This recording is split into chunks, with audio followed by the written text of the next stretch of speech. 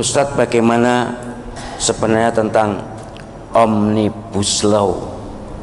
Menurut Ustadz, saya bukan ahlinya.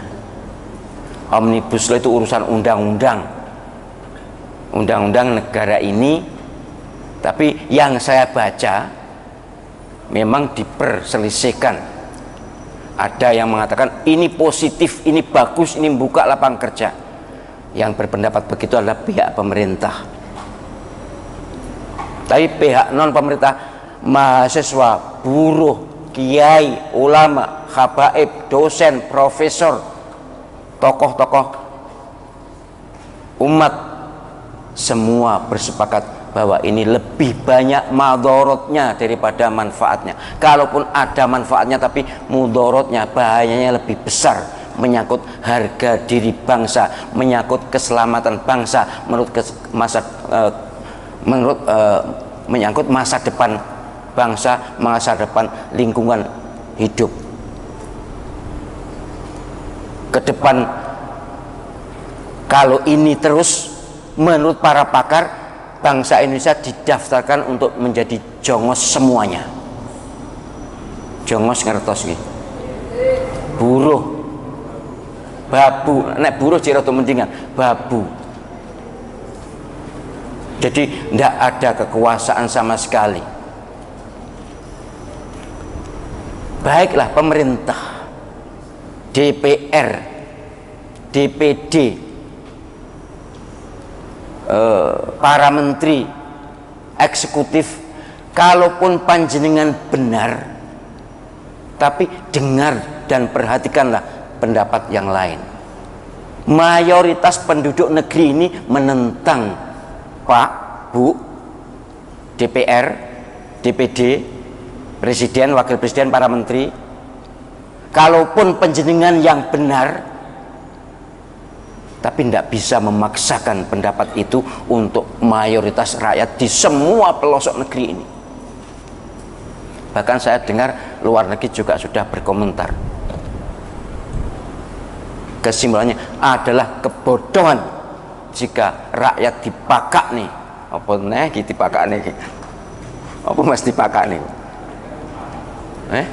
Dijadikan umpan untuk orang asing.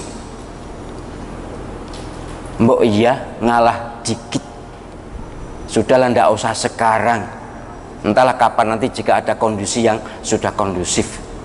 Kita sedang menghadapi masalah COVID, sudah kayak begini, rakyat, umat, masyarakat susah untuk mencari makan. Makan itu susah, untuk hidup harus ya pakai masker yang dengan segala itunya, bergudengnya, apa meneh bergudeng ini, lalu terpaksa harus keluar berpanas-panas untuk mengusulkan, untuk memaksakan supaya tidak jadi disahkan. Mbok ya pakai nurani, pakai hati, bahwa apa sih untungnya apa untuk ngalah dikit kepada kehendak umat. Jangan sampailah undang-undang ini ada berbasis darah dan nyawa. Sudah banyak darah yang tumpah. Kiriman ke saya sudah ribuan kasus masalah itu di seluruh Indonesia. Tidak nyaman kan menjadi pemimpin seperti itu? Kalaupun kita menang ini jadi, tapi akan menjadi kenangan buruk di hati rakyat, di hati umat, di hati masyarakat. Saya kok tidak senang. Andai kata saya menjadi pemimpin, yang saya pimpin begitu, itu kok tidak senang. Bukan hanya tidak senang, khawatir di akhirat nanti bagaimana. Iyalah, kullukum ra'in wa kullukum mas'ulun an ra'iyatihi. Semua pemimpin diminta pertanggungjawaban. Allahu Akbar. Jadi memang panjenengan punya kuasa, punya aparat, punya senjata, punya segalanya. Tapi rakyat punya Tuhan. rakyat punya Allah Subhanahu wa ta'ala. Ini yang harus diingat. Saya sangat berharap betul jangan sampailah negeri ini pecah kacau hanya karena omnibus law yang itu bisa ditunda bahkan bisa dibatalkan. Tidak ada yang rugi kecuali yang berkepentingan, dan itu kabarnya banyak orang asing atau orang yang sudah kaya raya yang punya kepentingan ini. Undang-undang ini bukan rakyat, bukan umat, bukan masyarakat. Jadi saya berharap kalau ada rakyat yang demolah dengan baik, dengan hati yang nyandar kepada Allah Subhanahu wa ta'ala. Jangan sampai merusak, jangan sampai merugikan orang lain, sebab mereka juga punya hak hidup yang tidak demo itu.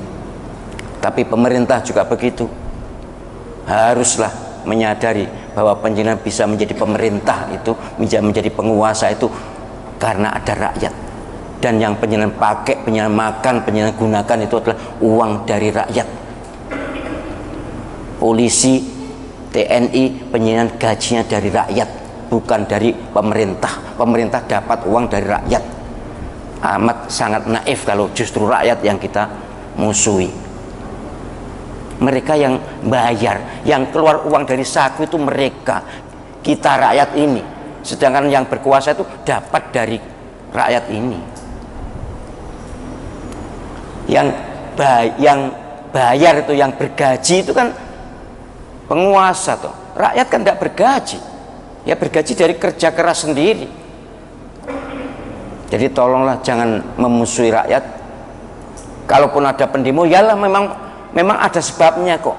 Wah, itu ada provokator, oke lah, tangkap dan perlakukan dengan sesuai dengan prosedur yang ada. Jangan dengan emosi, jangan dengan kekuatan fisik, jangan dengan penyiksaan. Hendaklah. Nabi SAW tidak mengajarkan itu. Kalau panjenengan umat Muhammad SAW, maka harus malu kepada Nabi Muhammad SAW kalau panjenengan menyiksa sesama.